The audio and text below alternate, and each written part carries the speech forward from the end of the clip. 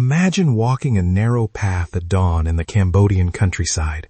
The air is cool, a rooster somewhere calls, and an elder points to a clump of trees and says a name you don't recognize. One word that opens a story about flood cycles, a vanished orchard, and a ritual no map will mark. Welcome to Ancient Echoes.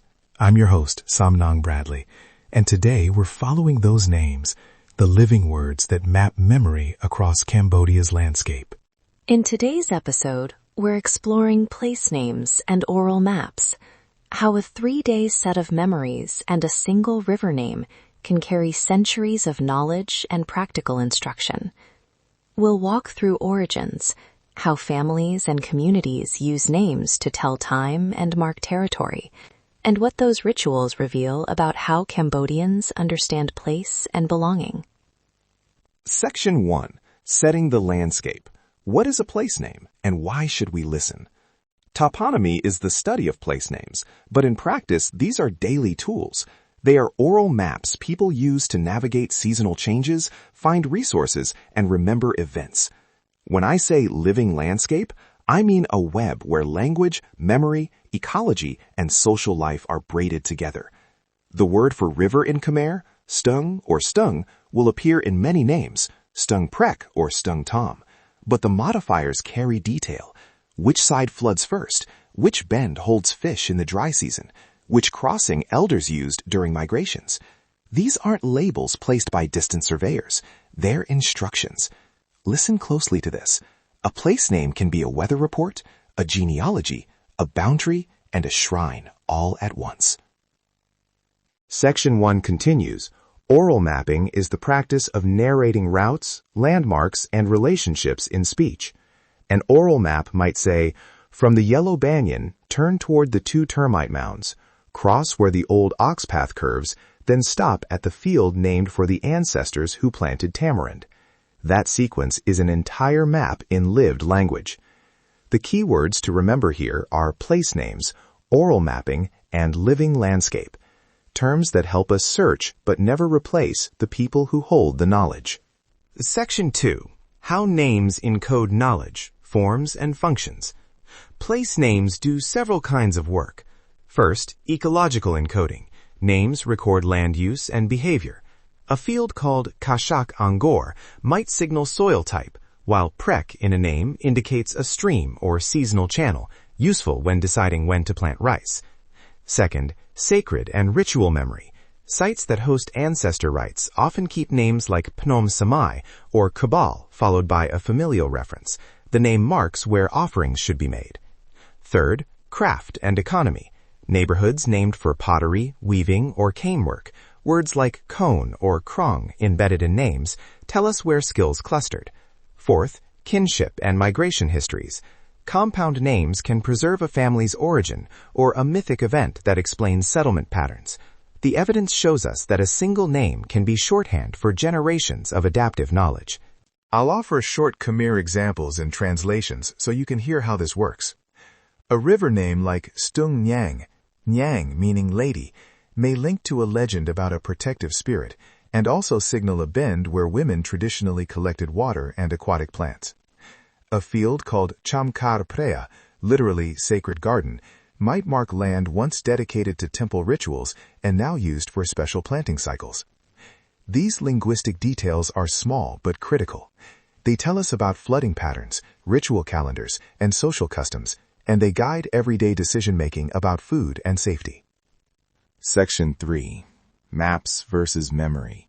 The effects of colonial and modern mapping. When cadastral surveys, road maps for tourism, or administrative borders were imposed, many living geographies were overlaid or erased.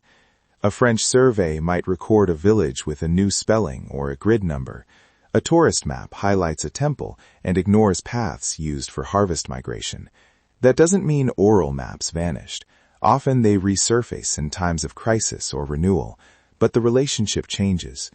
Modern maps can centralize power over land and knowledge, while oral mapping disperses authority and keeps decision-making local. The complexity here matters. Mapping is not neutral. It shapes whose stories count. To make this real, I want to share 3 field case studies, short narrative snapshots that show how names live. First, a river name that signals seasonal cycles. In one community I worked with, elders used a name that translates roughly to the river that returns twice, a phrase that encodes the twice-yearly backflow and tells farmers when to plant floating gardens. That name carries ecological timing that no single weather forecast could replace. Second, a field name tied to ancestor ritual. A family field called Sain Poom, the planted land of Sain, is visited each planting season with offerings to ancestors. The name marks ownership, ritual protocol, and an oral calendar. If you visit, elders will ask permission before working that field, because the name reminds everyone of a long relationship between family, land, and sacred practice. Third, a hill name preserving a craft neighborhood. A small rise outside a town carries a name translating to Wheelmaker's Hill, a toponym that remembers a cluster of artisans no longer present. The name became a living archive. Researchers could trace the decline of a craft by listening to how younger people used or abandoned the name. What emerges here is a pattern. Names are both memory and a prompt for inquiry. Section 4. Preserving Oral Geography, Methods and Community Projects. From a cultural standpoint, ethical recording matters. Community-based mapping prioritizes local leadership. Elders and youth collaborate to map names, explain meanings, and decide what to share publicly. Museums and archives can support that work by providing storage for recordings and training, but the work should never extract knowledge without consent. Consider community mapping efforts that use simple GPS traces tied to oral narratives, or participatory workshops where residents draw maps together and narrate place names, while researchers listen and learn.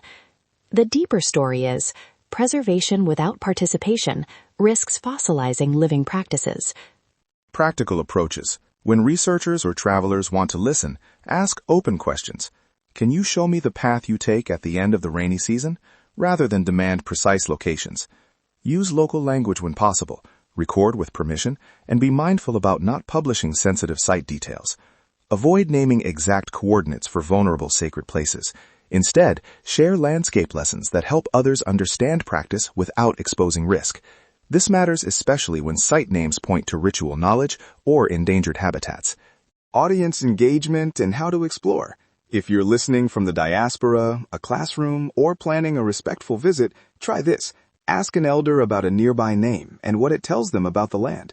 Bring a notebook, draw the route they name, and ask who else listens to that map.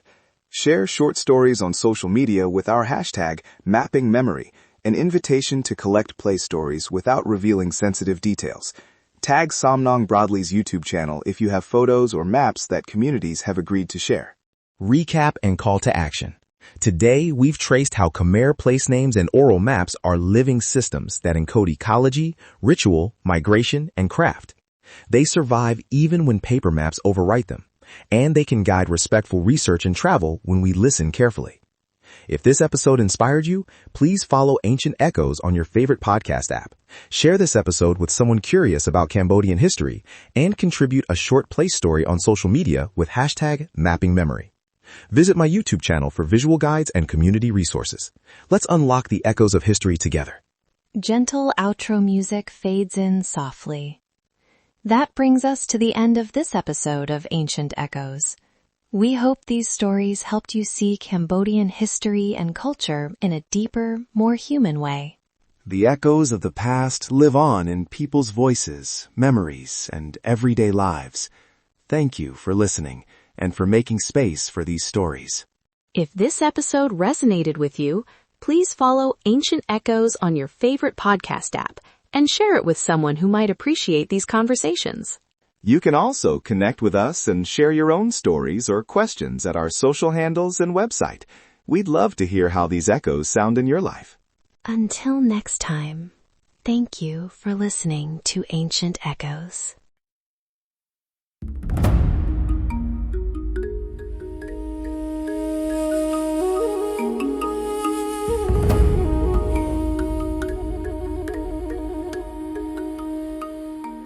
the quiet of night, I whispered my plea, holding her close, hoping for her decree.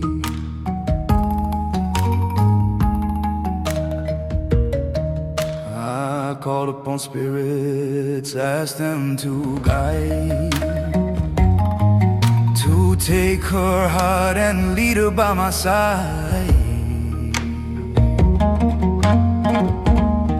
So I drew her near, traced her brow so fair, my sight this way.